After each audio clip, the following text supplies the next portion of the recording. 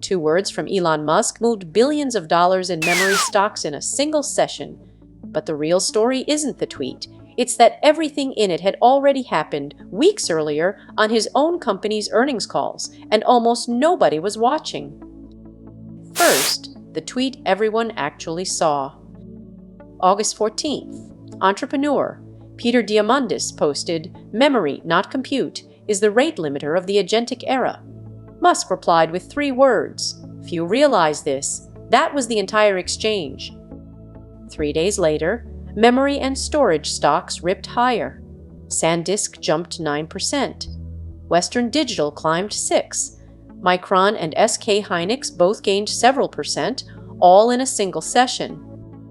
That's a real move on 3 words. But here's the part almost nobody connected.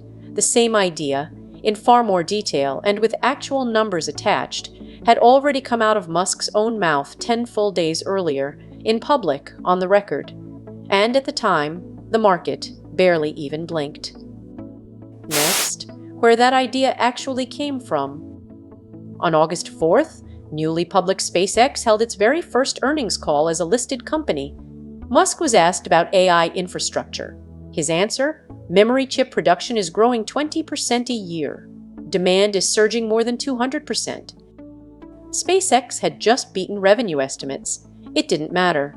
The stock fell 7% after hours anyway, once investors saw that $15.8 billion of its $18.4 billion in quarterly spending was going straight into AI infrastructure. Days later, on Tesla's own earnings call, Musk thanked Micron by name, twice, for a very significant allocation on reasonable terms, and called the memory price jump the biggest he'd ever seen anywhere. So the tweet wasn't a prediction. It was a 2-word summary of what Musk had already said, in numbers, across 2 of his own company's earnings calls, to an audience that mostly wasn't listening. But someone has to pay for that gap between supply and demand. Here's who: ordinary phone buyers. Worldwide smartphone shipments are on track to fall nearly 14% this year, to just over 1 billion units, the lowest total since 2013 and the steepest drop on record. IDC's analyst called the memory shortage the dominant force behind that drop. The average smartphone now costs a record $550, up $100 in a single year, and 170 million phones under the $100 mark risk becoming impossible to build profitably at all.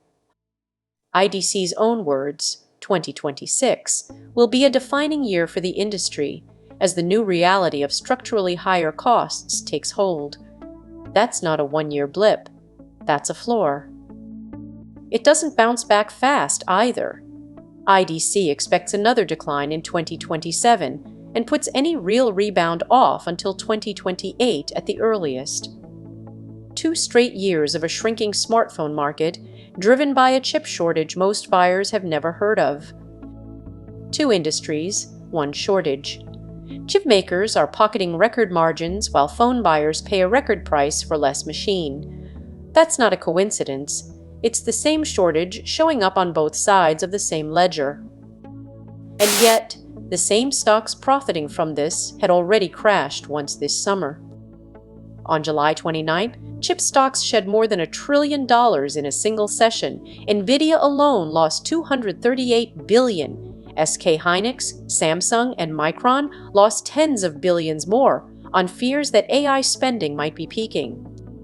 But analysts covering the rout described it as less about weakening AI demand and more about a repricing of expectations after an exceptionally strong rally. Not a crack in the story, just a market that got ahead of itself. It happened again a week later. Western Digital fell 16%, SanDisk 11%, Micron 6%, even though SanDisk beat estimates. The only miss was guidance landing just under the highest bar on Wall Street. These stocks had gained 200 to 469% this year before that drop. Yahoo Finance's Brian Sazi called the reaction absurd. UBS agreed the results were solid. The valuation had just climbed too far, too fast. So which is it? Crash or supercycle? Follow the actual sequence. crash on peaking capex fears, crash again on good, but not great guidance, then a full rally on a two-word tweet restating a fact that was already public. That's not a market processing new information. That's a market that still hasn't decided what this shortage is worth. Underneath all that noise, one number hasn't moved at all through any of it. Through every single one of these violent swings up and down, Micron's actual reported revenue up 346% in a single year, with margins pushing near 85%. That specific part of the story, the part with real audited numbers behind it, was never actually in question. Musk didn't move the fundamentals. He just decided which day the market would notice them. The people actually paying for the shortage aren't trading it. They're the ones still shopping for a phone,